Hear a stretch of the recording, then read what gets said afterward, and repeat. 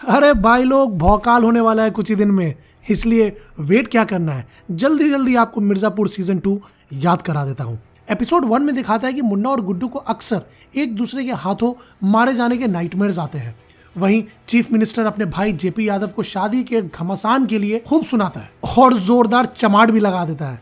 वहीं डिम्पी, गोलू और गुड्डू जंगल के बीच एक गेस्ट हाउस में छुपे हुए हैं। वहां उनका सामना होता है एक पुलिस वाले से और उनके साथियों से, जो गुड्डू को मारकर कालीन भैया से इनाम लेना चाहता है, लेकिन गोलू उस पुलिस वाले को मार देती है। वहीं जेपी यादव मुन्ना को शादी के कांड के लिए सजा देना चाहता है और कालीन भैया को 24 घंटे का टाइम देता है कि उसको उसके हवाले कर दिया जाए, लेकिन कालीन भैया इतना आसानी से अपने बेटे को हवाले कर देंगे? वहीं दूसरी तरफ अपने ठड़की बाबूजी बीमार बीना का पीछा करते ही रहते हैं। आपको पता ही है किस लिए। इस एपिसोड में यह भी दिखाता है कि शरद जौनपुर का डॉन बन गया है और कालीन भैया को चिंता है कि भाई वो अब कभी भी हमला कर सकता है। एपिसोड 2 में दिखाता है कि गुड्डू और गोलू को शुरू में एक एम्बुलेंस ड्राइवर से मदद मिलता है, जिससे वो गेस्ट हाउस से निकल जाते हैं। बाद में उन्हें बाबर से सप्लाई मिलता है, जो गन्स और एम्यूनेशन के लिए जरूरी होता है, और ये बाबर और कोई नहीं बल्कि मकबूल का ही भतीजा होता है। वहीं कालीन भैया जेपी यादव को सीधा स्किप कर जाते हैं और सीधा सीएम के पास जाते हैं, और वहां वो मुन्ना के शादी वाले कांड के लिए ललित को खरगोश यानी बलि का बकरा बनाकर कुर्बान कर देते हैं, ताकि पुलिस को ये लगे कि असली मुलजिम पकड़ा गया है और मार दिया गया है। और तो और कालीन भैया सीएम को फुल सपोर्ट का वादा करते हैं। वहीं मुन्ना रतिशंकर यानी शरद के बाप के श्राद्ध में घुस जाता है और शरद से जौनपुर को हवाले करने को कहता है। शरद पुरानी दुश्मनी को खत्म करके कहता है कि भाई नई पीढ़ी का जमाना है, तो भाई नया रिश्ता शुरू करना चाहिए, और मुन्ना के सामने यूसुफ को ही मारकर अपना वफादारी दिखाता है, जो मुन्ना को मारना चाहता था। वहीं गोलू, गुड्डू और डिम्पी अपनी फैमिली से मिलने मिर्जापुर जाते हैं और कालीन भैया मौर्या को अपने पेरोल पर रख लेते हैं ताकि कट्टे का बिजनेस चलता जाए। एपिसोड 3 में दिखाता है कि कालीन भैया अपने बेड रिलेटेड इश्यूज के लिए डॉक्टर से सलाह लेते हैं। वहीं डिम्पी शबनम से कहती है कि गुड्डू को लाला से बात करने के लिए दिया जाए, और बाद में गुड्डू और शबनम मिलकर लाला को प्रॉफिट का वादा करते हैं, जिस पर लाला गुड्डू की मदद करने के लिए रेडी हो जाता है, और अब लाला गुड्डू के साथ अफीम का बिजनेस स्टार्ट करता है। वहीं गुड्डू बिना कालीन भैया को बताए लोगों से अफीम बेचना चालू कर देता है, और इस तरह कालीन भैया को बिजनेस से अलग कर देता है, जिससे अल्टीमेटली कालीन भैया को काफी नुकसान होता है। वहीं बीना अनाउंस करती है कि भाई वो प्रेग्नेंट है, और अपने ठड़की बाबूजी से झूठ बोलती है कि ये बच्चा उसका है। और दूसरी तरफ डिम्पी लखनऊ अपने हॉस्टल जाती है, जहां गुड्डू भैया का मुलाकात होता है रॉबिन से, और वो अपना पैसा रॉबिन के साथ इन्वेस्ट करने का फैसला करता है। वहीं मुन्ना लाला पर हमला करने का इंतजाम करता है, लेकिन गुड्डू उस हमले को संभाल लेता है और अटैकर्स के दांत के साथ अपना रेजिग्नेशन लेटर त्रिपाठी के पास भेजता है, और ये ऐलान कर देता है कि गुड्डू भैया अभी भी जिंदा है। एपिसोड 4 में दिखाता है कि गोलू और गुड्डू पहली बार अपने परिवार की मौत का शोक मनाते हैं। वहीं बीना बाबूजी को मैनिपुलेट करती है और राजा को, जो कि उसका नौकर है, वापस अपने घर ले आती है। दूसरी तरफ मुन्ना सीएम की विधवा बेटी माधुरी के साथ एक क्राइम फ्री पूर्वांचल के लिए रैली शुरू कर देता है। यही जोड़ी बाद में साथ मिलकर नशा भी करने लगते हैं, और दूसरी तरफ धीरे धीरे अपने गुड्डू भैया रिकवर करना स्टार्ट कर देते हैं। वहीं बीना राजा को बता देती है कि ये बच्चा बाबूजी का नहीं बल्कि उसी का है। वहीं दूसरी तरफ गोलू जब रॉबिन के पास इन्वेस्ट करने जाती है, तो वहां उसका मुलाकात होता है एक बिहारी शत्रुघ्न त्यागी से, और कालीन भैया को पता चल जाता है कि गुड्डू अफीम का डिस्ट्रीब्यूशन चालू कर दिया है, और अफीम डिस्ट्रीब्यूटर्स के साथ एक मीटिंग बुलाता है, और शरद कालीन भैया को यह समझाता है कि वो डिस्ट्रीब्यूटर्स से नॉर्मल मिडिल मैन कट के बजाय प्रॉफिट्स का हिस्सा ले। और उसी के बाद शरद, शुक्ला और मुन्ना नशे में धुत और एक्साइटमेंट में आके गुड्डू भैया को कैप्चर करने का प्लान बनाते हैं, और उसी लिए शरद एक बायर के रूप में गुड्डू के साथ एक मीटिंग सेटअप करता है उसको फंसाने के लिए, जहां एक घमासान युद्ध चालू हो जाता है, क्योंकि अपने गुड्डू भैया को शक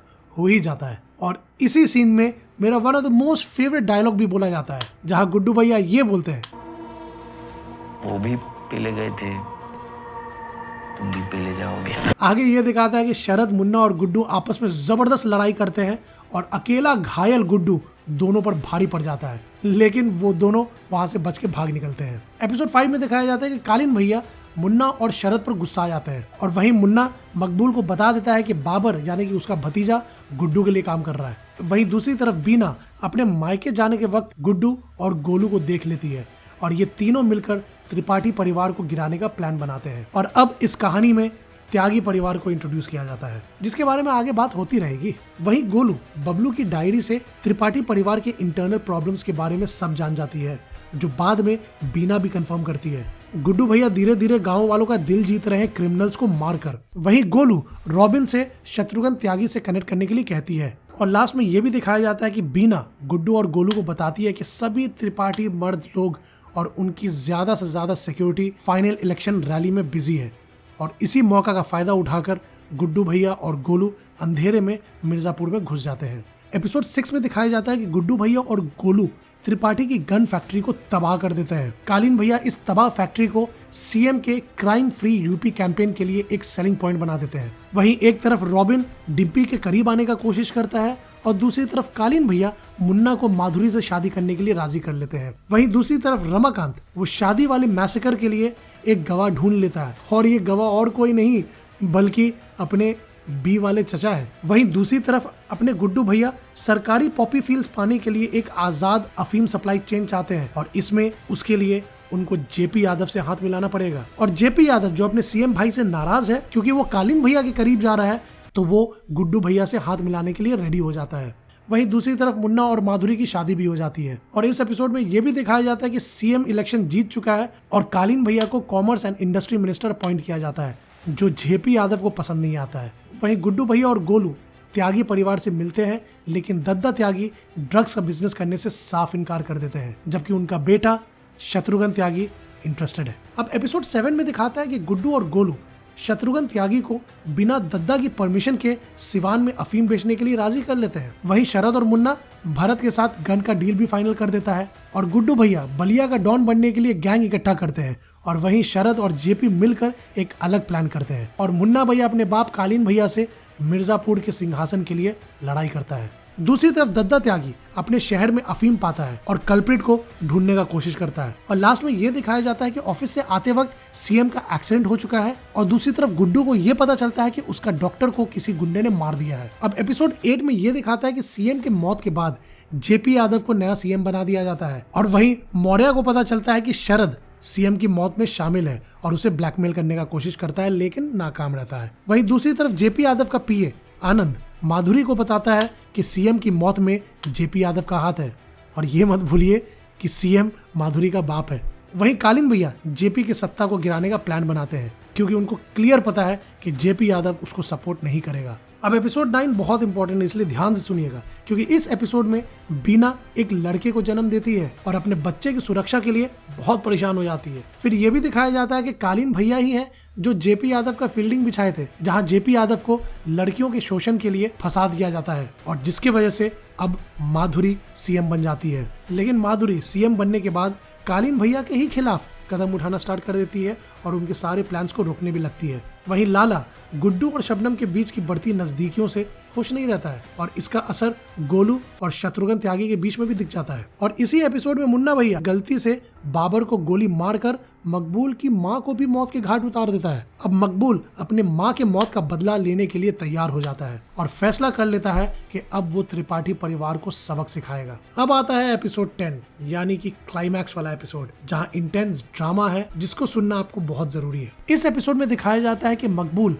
बाऊजी को बंदूक के नोक पे रखा हुआ है, जहां एक जबरदस्त स्टैंड ऑफ क्रिएट होता है। वहीं बीना मौके का फायदा उठाती है और खुद बाऊजी को मार देती है, और इस हरकत से मिर्जापुर का ताकत का डायनेमिक्स कंप्लीटली बदल जाता है। मुन्ना माधुरी के साथ किए गए अलायंस से इंप्रेस होकर कालीन भैया से एक जबरदस्त कन्फ्रंटेशन में आता है, जहां बात लिटरली गेम ऑफ थ्रोन्स का होने लगता है कि भाई गद्दी का हकदार आखिर कौन है। और अब बीना इसी मौके का फायदा उठाकर गुड्डू को इन्फॉर्म करती है कि भाई त्रिपाठी फैमिली अभी बहुत कमजोर है और यही मौका है कि इन पर हमला कर देना चाहिए। वहीं दूसरी तरफ दद्दा त्यागी, शत्रुघ्न त्यागी और भरत त्यागी के बीच एक जबरदस्त टेंशन का माहौल क्रिएट हो जाता है, जहां दद्दा त्यागी शत्रुघ्न को कन्फ्रंट करते हैं गोलू के साथ काम करने के सिलसिले में, और सब एक दूसरे के खिलाफ गन उठा देता है, जिसमें मामा की मौत हो जाती है। और दोनों जुड़वा भाई यानी शत्रुघ्न त्यागी और भरत त्यागी में एक जबरदस्त झड़प होता है, जिसमें एक का मौत हो जाता है। अब वो कौन है ये तो भाई वक्त ही बताएगा। और उसके बाद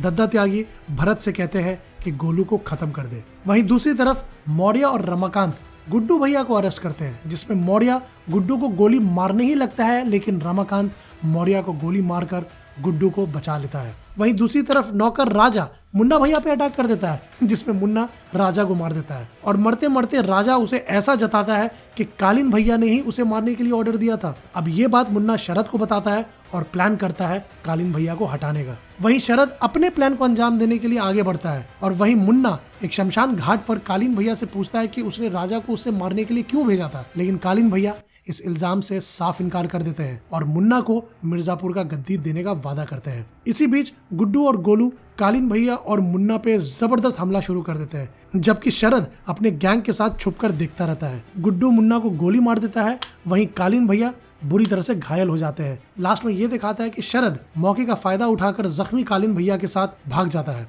और इसी में ये शो खत्म हो जाता है। लेकिन पोस्ट क्रेडिट्स है भाई। पोस्ट क्रेडिट्स में ये दिखाता है कि शत्रुघ्न त्यागी, जिसे मार दिया गया था, असल में वो जिंदा है जो अपने जुड़वा भाई भरत का रूप लिया हुआ है। और लास्ट में ये दिखाता है कि गुड्डू भैया फाइनली मिर्जापुर के गद्दी में बैठ जाते हैं। हाँ, तो भाई ये था रिकैप गाइज। जितना एक्साइटेड मैं हूँ, आई एम श्योर आप लोग उससे ज्यादा ही होंगे। इसलिए वीडियो अच्छा लगा हो तो लाइक जरूर कीजिएगा और अपने मिर्जापुर वाले फैंस के साथ इस वीडियो को जरूर शेयर कीजिएगा ताकि उनका भी थोड़ा रिवीजन हो जाए। और चैनल को सब्सक्राइब करके बेल आइकन दबाना मत भूलिएगा। तब तक के लिए मिलते हैं आपसे Insta, Facebook, x and threads पे या फिर मेरे नेक्स्ट वीडियो में। Thank you guys for watching.